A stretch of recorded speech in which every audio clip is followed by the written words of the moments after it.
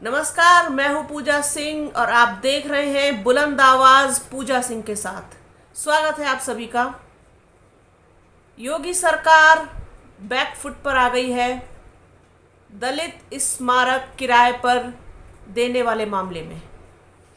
अब दलित स्मारक किराए पर नहीं दिए जाएंगे।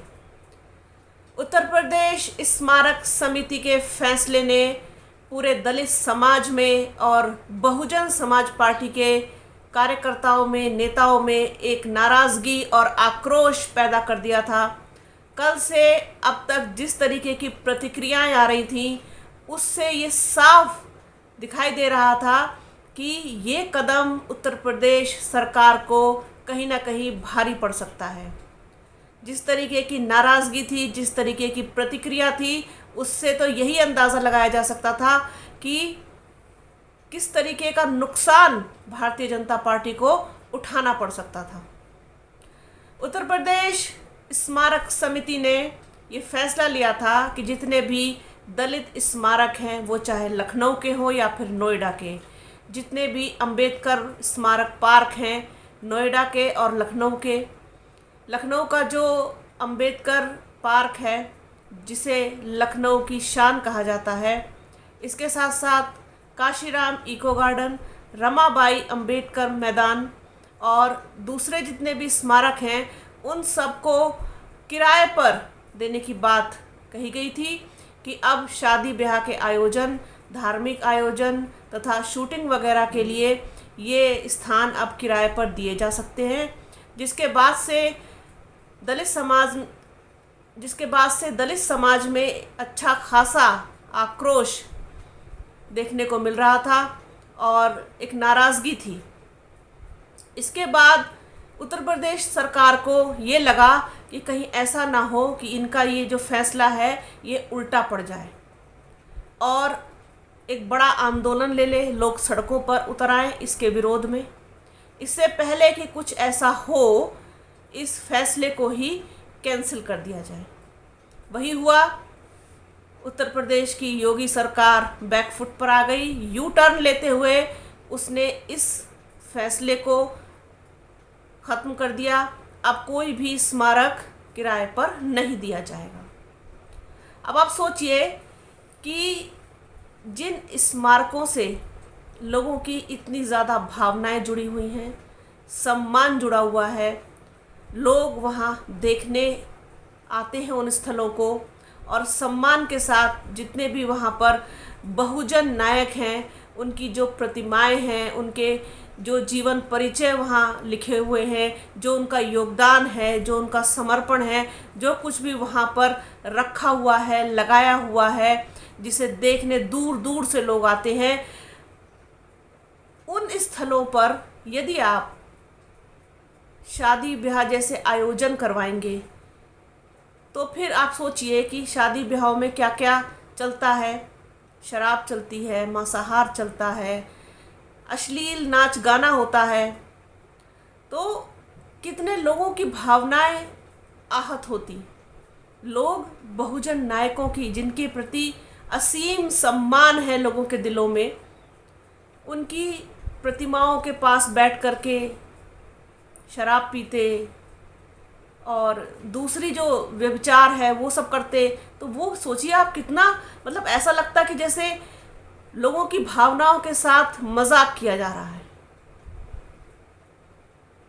जिन स्मारकों को बनवाने में बहन जी ने इतना बड़ा योगदान दिया, समाज के लिए, देश के लिए, प्रदेश के लिए ऐसी चीज़ें बनवा के छोड़ दी और इतनी सुंदर, आकर्षक और खूबसूरत पार्क का निर्माण उन्होंने करवाया था, जिसकी पहले से ही इतनी अनदेखी सरकार कर रही है। इससे पहले वाली सरकार भी और ये सरकार भी, जिस तरीके से वहाँ से रेवेन्यू मिलता है, उस पर टिकट लगाती है सरकार, तो उससे मिलने वाले रेवेन्यू से उसका ठीक ठाक रखरखाव भी हो सकता है, लेकिन उस ओर ध्यान न दे करके ये लोग इस तरीके की नई नई जो है वो नीतियाँ लेकर के आते हैं, नए नए फैसले ले लेते हैं कि अब स्मारकों को जो है वो शादी ब्याहों के लिए दिया जाएगा, दूसरे आयोजनों के लिए दिया जाएगा।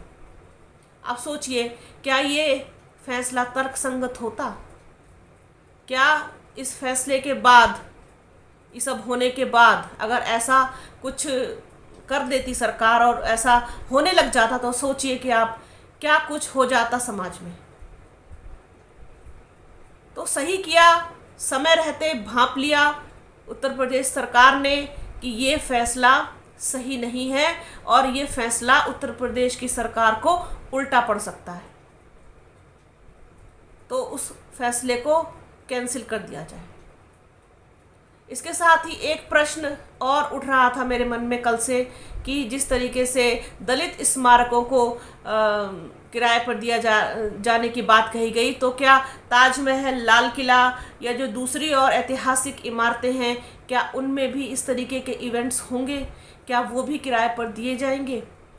तो सवाल था मेरे मन में कि क्या ये संभव है। लेकिन इससे पहले ये चीज़ क्लियर हो गई कि अब दलित स्मारक जो हैं वो किराए पर नहीं दिए जाएंगे, उनकी कोई बुकिंग नहीं होगी। तो ऐतिहासिक स्मारक हो गए या फिर किसी के द्वारा बनवाए गए स्मारक हो गए, और जिस तरीके से वहाँ पर बहुजन नायकों के लिए समर्पित हैं वो स्मारक और लोग देखने आते हैं दूर दूर से, उन सबकी भावनाएं जुड़ी हुई हैं, दलित, खास तौर पर दलित समाज की भावनाएं जुड़ी हुई हैं। और ऐसा नहीं है कि सिर्फ दलित समाज की, और भी जितने बुद्धिजीवी वर्ग हैं जो वास्तव में जिनको ज्ञान है कि इन नायकों का समाज में क्या योगदान है, क्या उनका समर्पण है, क्या उनका त्याग है, वो सभी लोग बहुत ही सम्मान के साथ इनके सामने नतमस्तक होते हैं और उनके योगदान को आज भी याद करते हैं। ऐसा नहीं है कि सिर्फ दलित समाज के ही लोग ऐसा करते हैं। मैंने बताया कि जैसे कोई भी इंसान जिसके अंदर भावनाएं होंगी, जिसके अंदर समाज के प्रति और समाज के लोगों के प्रति कोई भेदभाव नहीं होगा, तो वो लोग ज़रूर इन चीज़ों का अनुसरण करते हैं और बहुत ही इज्जत के साथ, सम्मान के साथ इन लोगों का नाम लेते हैं और इनका जो है वो सम्मान करते हैं। तो बहुत सही फैसला उत्तर प्रदेश सरकार का, सही समय पर। वरना जिस तरीके से देश में दूसरे कांड इनसे नहीं संभल रहे हैं, दूसरी चीज़ें इनसे नहीं संभल रही हैं, ये एक और नया विवाद पैदा हो जाता। इसके साथ ही एक चीज़ मुझे छोटी सी आप लोगों के साथ शेयर करनी है कि मैं अपने कमेंट्स में देखती हूँ, जब पढ़ती हूँ, आप लोग मेरे वीडियोस पे जब कमेंट करते हैं कि मायावती जो है, बसपा सुप्रीमो जो है मायावती, उनके नाम के आगे जी लगाओ, जी लगाने में क्या शर्म आती है, या तुमको ऐसे ही संस्कार मिले हैं, या फिर तुम्हारी मतलब क्या संस्कार मिले हैं। तो मैं आपको बता दूं कि ऐसा नहीं है कि मुझे मायावती के आगे जी लगाने में कोई परेशानी है, नहीं। लेकिन जब आप पत्रकार होते हैं, पत्रकार बनते हैं, जब आपको पत्रकारिता सिखाई जाती है, मैं आजकल के दौर के पत्रकारों की बात नहीं करती क्योंकि ये पत्रकारिता का दौर नहीं, चाटुकारिता का दौर है। तो कुछ चीज़ों का हमें ध्यान रखना। हमारे लिए, पत्रकार के लिए, पत्रकारिता में सब लोग बराबर, ना कोई आदरणीय, ना कोई माननीय, ना कोई सम्माननीय, ना किसी के आगे श्री, ना किसी के आगे श्रीमती, ना किसी के आगे कुमारी, सिर्फ नाम। हमारे लिए जवाहरलाल नेहरू सिर्फ जवाहरलाल नेहरू है, इंदिरा गांधी सिर्फ इंदिरा गांधी है, नरेंद्र मोदी सिर्फ नरेंद्र मोदी हैं, योगी आदित्यनाथ सिर्फ योगी आदित्यनाथ हैं, मुख्यमंत्री हैं, या जो भी मुख्यमंत्री होगा उसके नाम के आगे मुख्यमंत्री लग जाएगा। अखिलेश यादव सिर्फ अखिलेश यादव है। ठीक उसी तरीके से मायावती सिर्फ मायावती हैं। हाँ, अगर आपका कुछ पर्सनल कोई उनसे रिलेशन है तो आप ऐसा नहीं है कि सम्मान नहीं है, बिल्कुल सम्मान है। बहुत बड़ी व्यक्तित्व है उनका, बहुत बड़ा व्यक्तित्व है, बहुत बड़ी हैं और बहुत सम्माननीय है, वो सब कुछ ठीक है। लेकिन एक जो मर्यादा है, जो एक हमारा डेकोरम है जर्नलिज्म का, उसका पालन करना, उसका अनुसरण करना भी हमारा दायित्व है, हमारा कर्तव्य है। उम्मीद करती हूँ कि आप इस चीज़ को समझेंगे और भावनाओं से अलग रख करके इस चीज़ को देखेंगे। खबर आप तक सही पहुँचाते हैं, जानकारी आपको सही देते हैं, हर उस मुद्दे पर, टॉपिक पर बात करते हैं जिस पर बात करना ज़रूरी है। तो इसी तरीके की और तमाम जानकारी और बातें आपके साथ साझा करती रहूँगी। आप बने रहिए बुलंद आवाज़ के साथ। हमारे चैनल को लाइक कीजिए, शेयर कीजिए, सब्सक्राइब कीजिए, बेल आइकन ज़रूर दबाइएगा, एडवर्टीजमेंट भी पूरे ज़रूर देखिएगा। अपना और अपनों का बहुत ख्याल रखिए। जल्द मिलूंगी एक नए वीडियो में एक नए मुद्दे के साथ। तब तक के लिए जय हिंद।